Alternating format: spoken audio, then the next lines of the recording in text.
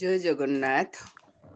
ସ୍ମୃତି ସାନ୍ତନା ମାସିକ ଡିଜିଟାଲ ସାହିତ୍ୟ ଆସରର 82ତମ ଅଧ୍ୟାୟର ପ୍ରସାରଣର ଅୟଙ୍ଗାରମ୍ଭ ପର୍ବରେ ମୁଁ ସବିତାରାଣୀ ବେହେରା, ସ୍ମୃତି ସାନ୍ତନାର ସମ୍ପାଦିକା, ଆପଣମାନଙ୍କୁ ସମସ୍ତଙ୍କୁ ସ୍ୱାଗତ କରୁଛି ଏଇ ସମୟକୁ, ଯିଏ କରୋନା ପରଠୁ ଆମକୁ ଆଣି ଦୀର୍ଘ 5-6 ବର୍ଷ ହେଲା ପହଞ୍ଚେଇ ଦେଇଛି ଏଇ ମାସିକ ଡିଜିଟାଲ ସାହିତ୍ୟ ଆସରର ଏକ ଆବେଗମୟ ପରିବେଶରେ।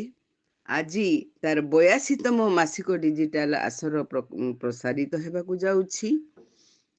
ଆପଣମାନଙ୍କୁ ସମସ୍ତଙ୍କୁ ସ୍ମୃତି ସାନ୍ତନା ତରଫରୁ ସଶ୍ରଦ୍ଧ ଶୁଭେଚ୍ଛା ଓ ସାରସ୍ୱତ ଅଭିନନ୍ଦନ।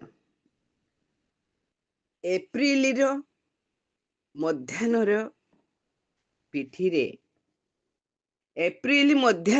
ପିଠିରେ ଶୋଇ ଯିଏ ମାପି ପାରିଥାଏ ବୈଶାଖୀର ଡହ ଡହ ତାତି, ସମୟ ସୁଅର କୁଟାଖିଏ ହୋଇ ଭାସୁଥିଲେ ବି ସେଇ ମଣିଷଟିଏ ହିଁ ବୁଝି ପାରିଥାଏ ଅବୁଝା ଅସରା ଏ ଜୀବନର ଗୀତେ। ସେହି ଅବୁଝା ଅସରା ଜୀବନର ଗୀତିକୁ କାଗଜ କାଳି କଲମରେ ଲେଖି ତାକୁ ଅଡିଓ କରି ପଠେଇଥିବା ମୋର ପ୍ରିୟ ଶୁଭେଚ୍ଛୁମାନେ, ଯେଉଁମାନେ ସ୍ମୃତି ସାନ୍ତନାକୁ ପଦେ ପଦେ ଆଶ୍ୱାସନାର ବାଣୀ ଶୁଣେଇ କବିତା ଅଡିଓ, ଗଳ୍ପର ଅଡିଓ ପଠେଇ ଆଜି ଯାଏଁ ତାକୁ ସମୃଦ୍ଧ କରି ଆସିଛନ୍ତି, ସେମାନଙ୍କୁ ବି ମୋର ଆନ୍ତରିକ ଶୁଭେଚ୍ଛା, ସ୍ମୃତି ସାନ୍ତନାର ଶବ୍ଦ ପ୍ରଣାମ ଏବଂ ସ୍ୱାଗତ କରୁଛି ମୁଁ ଆଜିର ଆସର ପାଇଁ। ଆସ ଆମେ ଏହି ବିଶୁଭ ମିଳନରେ ସଂକ୍ରାନ୍ତିର ସ୍ନେହର ପଣାରେ ମେଣ୍ଟେଇ ନେବା ଜୀବନ ତମାମର ଶୋଷ।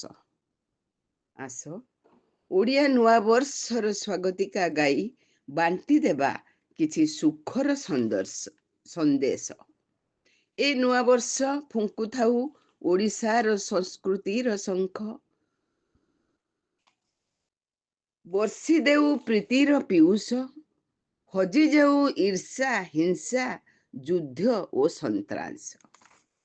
ଏମିତି ଏକ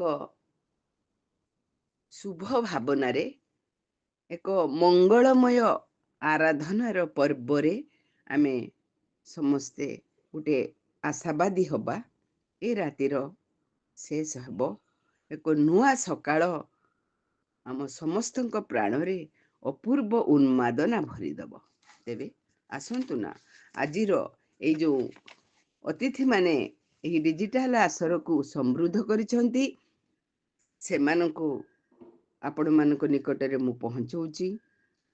ଫରିଦାବାଦରୁ ମୀନାକ୍ଷୀ ମିଶ୍ର, ରାଞ୍ଚିରୁ ବିନୟ କୃଷ୍ଣ ପଟ୍ଟନାୟକ, ବ୍ରହ୍ମପୁରରୁ ପୁଷ୍ପଲତା ମିଶ୍ର, ରାଇରଙ୍ଗପୁରରୁ ନିରୁପମା କବି, ରାଉରକେଲାରୁ ସ୍ନେହଲତା ପଟ୍ଟନାୟକ ଓ ଭୁବନେଶ୍ୱରରୁ ଡକ୍ଟର ଜ୍ୟୋତ୍ସ୍ନା ଦାସ, କୀର୍ତ୍ତିମୟୀ ମହାନ୍ତି, ଶରତ କୁମାରୀ ମିଶ୍ର, ମନୋରମା ପଣ୍ଡା ଓ ବିଷ୍ଣୁପ୍ରିୟା ଶ୍ରୀଚନ୍ଦନ। ଆପଣମାନଙ୍କୁ ସମସ୍ତଙ୍କୁ ଆଉ ଥରେ ମୋର ହାର୍ଦ୍ଦିକ ଅଭିନନ୍ଦନ, ସାରସ୍ୱତ ଶବ୍ଦ ପ୍ରଣାମ ଏବଂ ଆନ୍ତରିକ ଶୁଭେଚ୍ଛା ଏବଂ ପ୍ରୀତିଭରା ଧନ୍ୟବାଦ ଅର୍ପଣ କରି ମୁଁ ରହୁଛି। ନମସ୍କାର। ଜୟ ଜଗନ୍ନାଥ।